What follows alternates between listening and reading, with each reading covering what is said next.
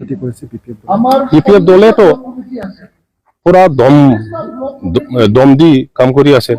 গাঁৱে গাঁৱে আমি গৈ আছো ৰাইজৰ লগত লগ ধৰি আছো কথা পাতি আছো মিটিং চিটিং কৰি আছো আৰু দেখা কৈছে এইবাৰ বিপিএফকে মানে 70% বেছি বিটিসি বাকিয়ে ভোট দিব দুটাকৈ সমষ্টিতে প্ৰাৰ্থী দিব আপোনালোকে হয় কোকৰাঝাৰ আৰু দৰং ওদালগুৰিতো আমি প্ৰাৰ্থীটো প্ৰদান কৰিম এনাউন্সমেন্টটো এতিয়ালৈকে বেলেগ দলবোৰেও কৰা নাই সেইটো প্ৰত্যেক ৰাজনীতিক দলে অপেক্ষা কৰে যে অন্য দলৰ ৰণনীতি কেনেকুৱা কেণ্ডিডেট কোন হয় সেইবোৰ চাই গতিকে আমিও সেইটোকে ৰখি আছো কোকৰাঝাৰৰ কেণ্ডিডেট আপুনি ময়ো হ'ম বুলি আমাৰ বিপিএফৰ জ্যেষ্ঠ নেতাসকলে ইতিমধ্যে প্ৰপ'জালটো দিছে এনাউন্সমেন্টৰ প্ৰয়োজন আছে অফিচিয়েল এনাউন্সমেন্ট হোৱাৰ পিছতে সকলোৱে গম পাব কিন্তু আমি ইতিমধ্যে কাম কৰি আছো আৰু ইয়াৰ কাৰণে মই পাৰ্চনেলি মেণ্টেলি ফিজিকেলি জিকিবৰ কাৰণে কাম কৰি আছো আৰু 100% আমি জিকি যাম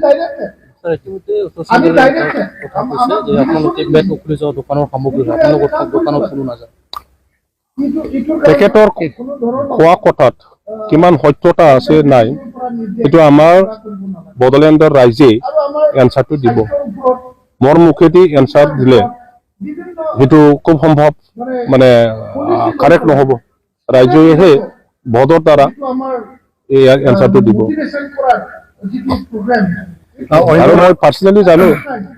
তেখেতে ইয়াত বড়োলেণ্ডত আকৌ বিয়া পলিটিক্স খেলিবলৈ আহি আছে বড়োসকলক ধ্বংস কৰাত ৰাজনীতি তেখেতে ইতিমধ্যে আৰম্ভ কৰিছে অনাবড়ো উঠাবলৈ আকৌ কাম কৰি আছে ভিতৰত বড়োসকলক ধ্বংস কৰিবৰ কাৰণে আৰু বিটিচিটো সিহঁতৰ চৰকাৰ এইবাৰ আহিলেই MP ইলেকশ্যন জিকাৰ অহাৰ পিছত যদি চেন্ট্ৰেলত বিজেপি চৰকাৰ আহে তেতিয়াই বিটিচি 6 শিডিউলটো স্ক্ৰেপ কৰিম বুলি তেখেতে বহুতো জাগাত কৈছে এইটো আপোনালোকে চিন্তা কৰক জাৰ্নেলিষ্ট হিচাপে বড়ো মানুহ হিচাপে বিটিচি বাকী হিচাপে বিপিএফে তেনেহ'লে বিজেপিক কেন্দ্ৰীয় চৰকাৰ হোৱাটো নিবিচাৰে নেকি বিচৰা নিবিচৰা এই কথাটো আমি কোৱা নাই মই কৈছো আমাৰ মন্ত্ৰী সাহেবে বিটিচিত আহি পেলাই সেই কথাটো কৈছে যে বিজেপিয়ে এইবাৰ চেণ্টাৰত আকৌ চৰকাৰ অহাৰ লগে লগে বিটিচি 6 শিডিউলটো স্ক্ৰেপ কৰিম বুলি বহুতো জাগাত কৈছে বুলি আমি এতিয়া গম পাওঁ ইলেকশ্যনৰ সময়ত কোনোবা ৰাজনৈতিক দলৰ সহায় ল'ব নেকি ডেফিনেটলি ল'ব কিয় নলয় বিজেপিও আবাৰ সহায় বিচাৰিব